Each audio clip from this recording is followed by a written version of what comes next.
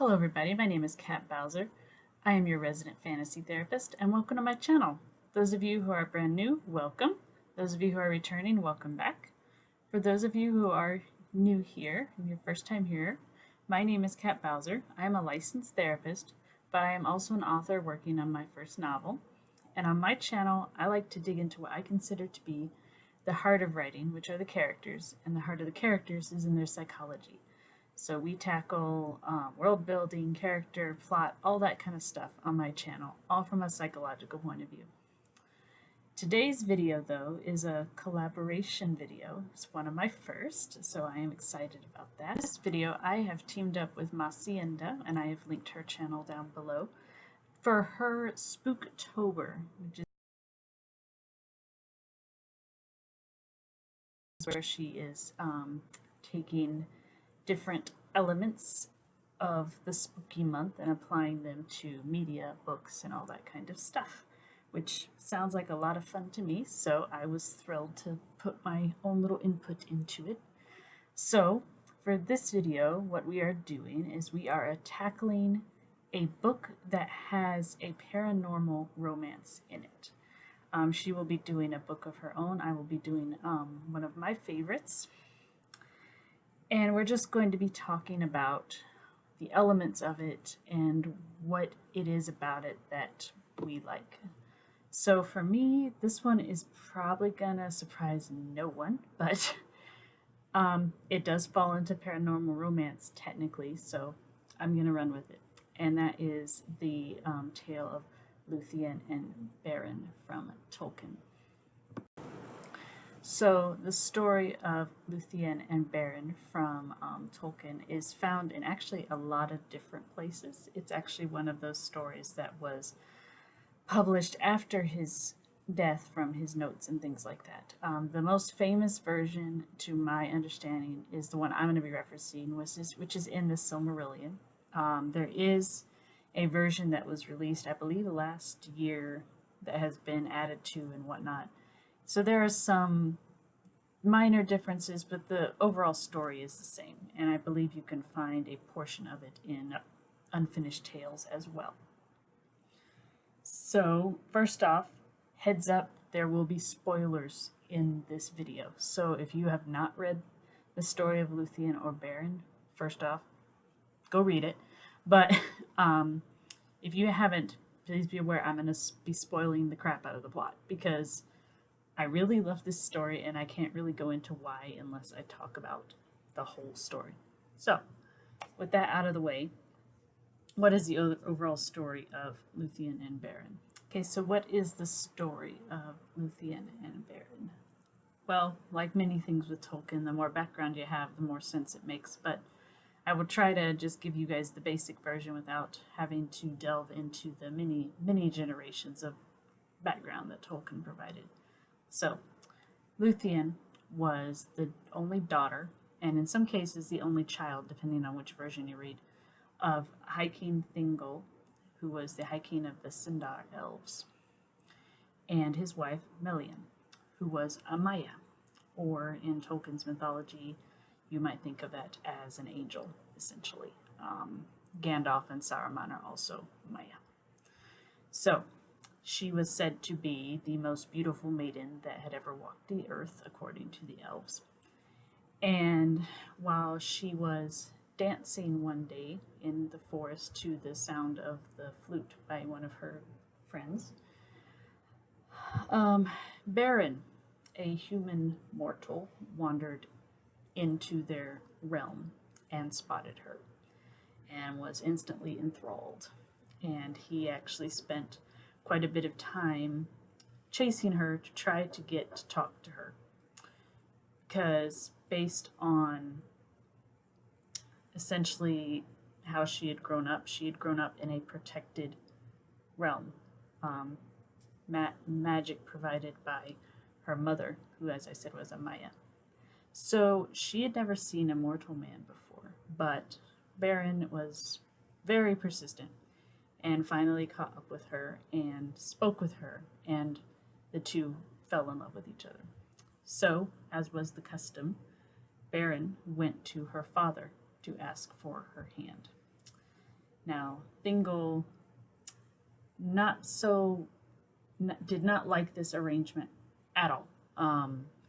He was not fond of the idea of his daughter marrying a mortal man, but to keep up appearances, he didn't essentially want to say that. So instead, he presented him with essentially a bride price that he felt he could not match, which was retrieve for me one of the Silmarils from the crown of Morgoth.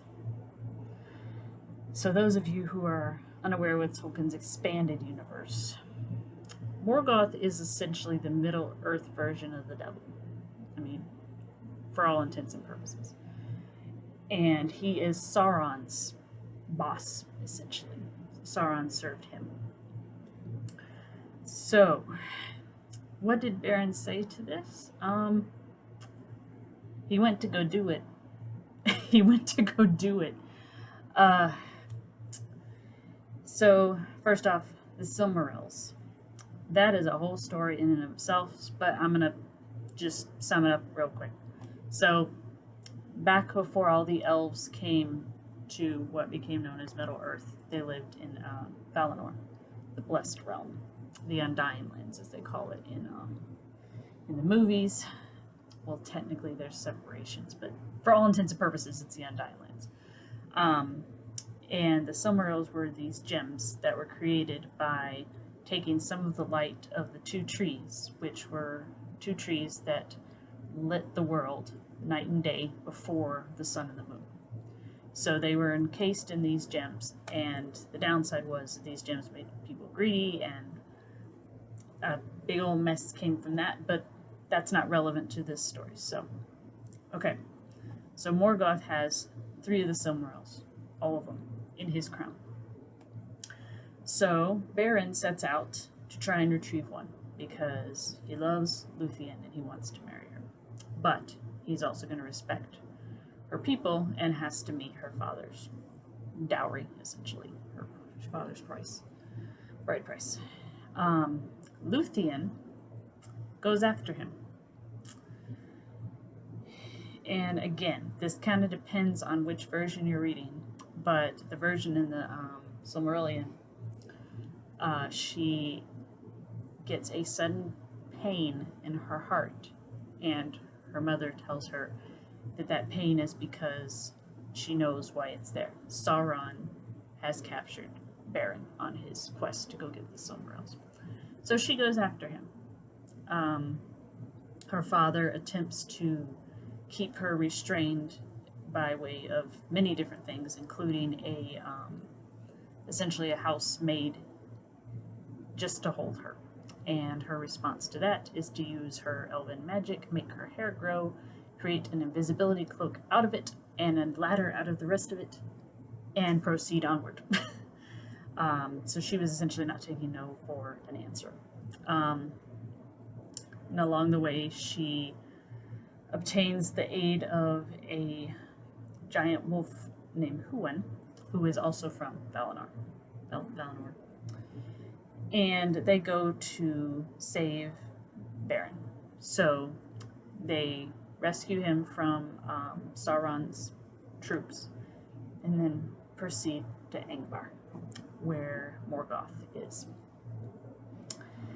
And upon entering, they are immediately captured, brought forth before Morgoth, and Luthien proceeds to dance and sing and put both Morgoth and the guards into an enchanted sleep, during which that time Beren approaches, cuts one of the Silmarils off the crown, and then they go essentially to leave.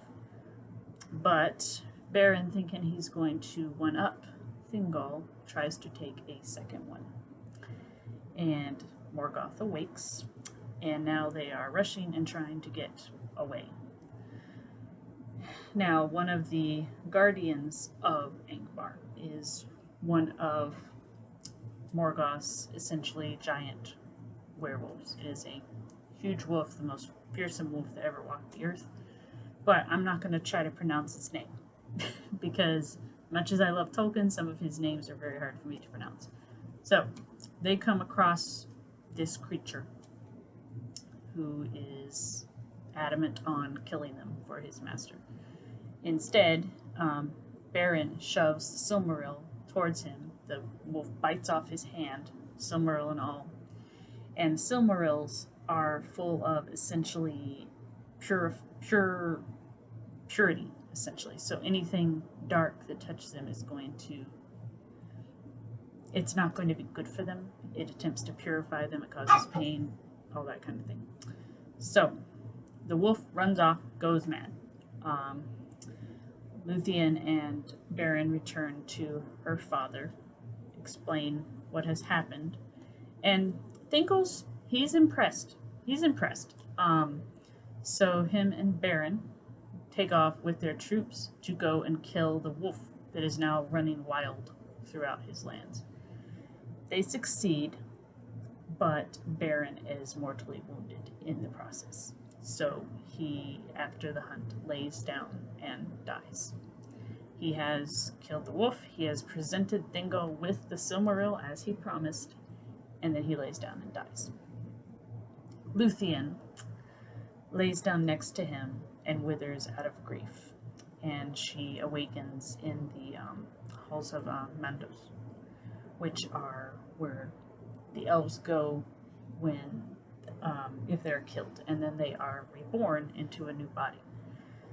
And she essentially appeals to the Lord of the Dead, the Vala of the Dead, with song and pleading to see Beren before he passes where men go, because men do not go to the same place as dwarves or elves. And for the first and only time in Tolkien's recorded history, the Lord of the Dead is moved to pity. And so, while he cannot alter her fate or Beren's, he can ask Manwë, who is the head of the Vala, who asks the Vala, the god, essentially the highest order god, if there's anything they can do. And they present Luthien with a choice. She can choose to remain and be reborn in Valinor, where all her kin will eventually gather. Or she can return to Middle-earth as a mortal woman and have Beren return with her. So if she chooses to bring Beren back with her, she loses her immortality, and she inherits what the elves call the doom of men, which is mortality. So I feel like I have to emphasize something here. The elves are bound to Middle-earth. So Luthien choosing to give up her immortality is essentially severing herself from all her kin, as far as she knows, until the rebuilding of the world. If they are reunited at that point. And that is a big if, they don't know. She chooses to go back to Earth to Middle-earth with Beren. She awakes a mortal woman, and she and Beren marry. And eventually, after long lives, they both die. They both die peacefully. And that is essentially their story. But their story does not end there, because they do have a son, and he has several descendants. And along that line, you eventually get Elrond and his brother, Elros. I always say his name wrong. And because they are half-elven, they have the choice: the life of men or the life of elves. Elrond chooses the life of an elf. His brother chooses the life of men.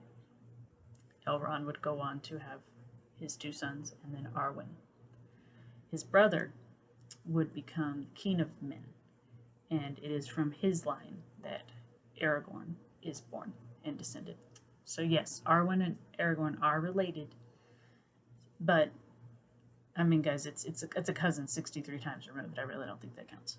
But anyway, so our Aragorn and Arwen's story was specifically written to mirror Luthien and Beren's. So why do I love this so much? I am a total sucker for I'm going to follow you into death and back out again. It shows up in a lot of myths. I definitely think Tolkien took inspiration from a lot of Greek myths, a lot of Norse myths, and almost every mythology has one of these. And I love it. I also really bring up this story a lot because a lot of people, one of their big complaints with Tolkien is the lack of strong female characters. Luthien is probably one of the strongest characters in his whole mythology. And I just love that when her father sets this impossible price, not only does Beren go to do it, knowing he's probably going to die, but she chooses to go and follow him and help him do it. She's making an active choice of, I'm going to help you be allowed to marry me because I love you. And I like that she's taking the initiative herself. But honestly, a lot of my love for this story also comes from just the choice she has to make.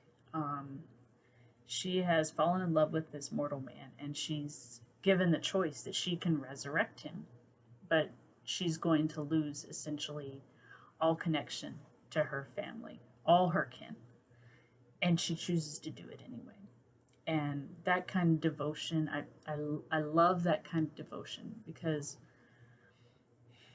I'm of the idea that it's not necessarily, if you lose someone you love, it's not necessarily that you stop wanting to live, but in these kind of stories, it's more, I could keep living, but it's not going to mean as much. So to me, it's her choosing, this is the kind of life I want to live. I want to live a lifetime with Beren rather than eons without him. And just that kind of devotion, I really like it. The fact that Tolkien chooses to mirror it later down the line, I think there is definitely some significance to that, especially because Arwen is said to mirror Luthien in looks. So there's definitely, it's supposed to mirror them for a reason. And this is a story that the elves continue to tell until the rebuilding of the world. It's one of their most important stories, their most important songs.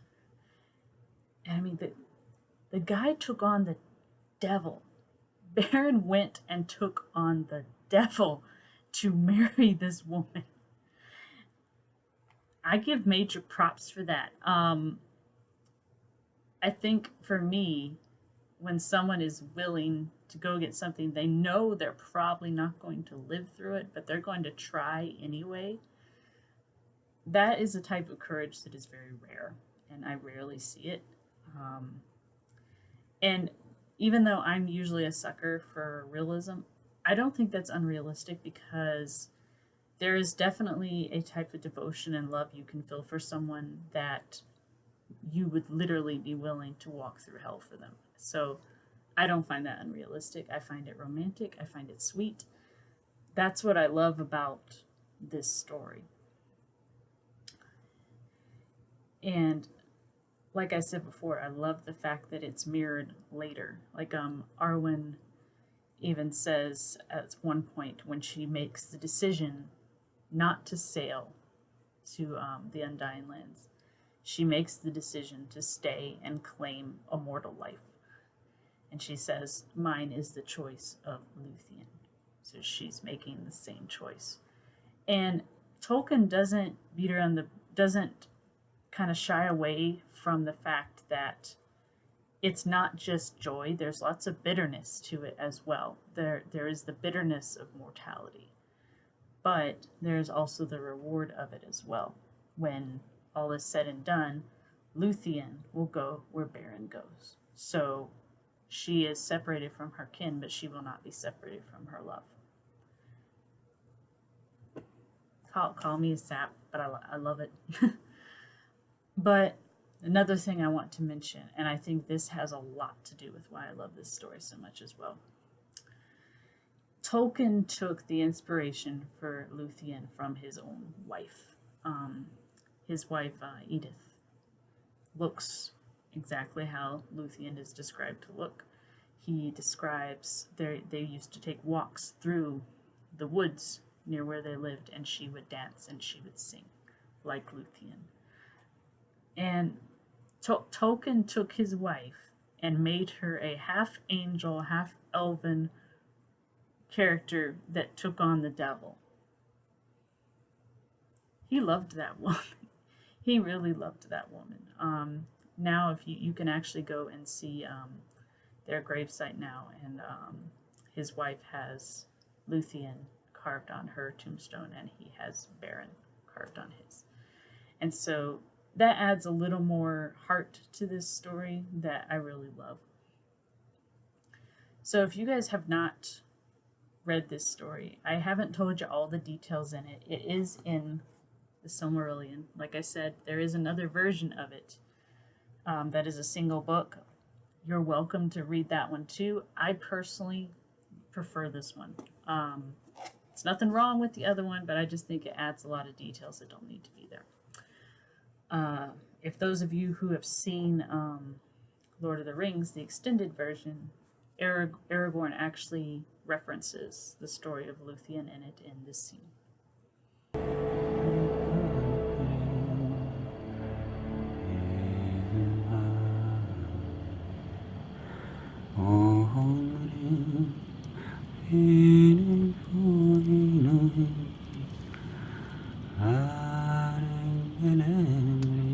Who is she?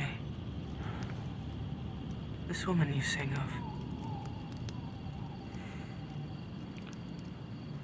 'Tis the lay of Luthien, the elf maiden who gave her love to Beren, a mortal. What happened to her? She died.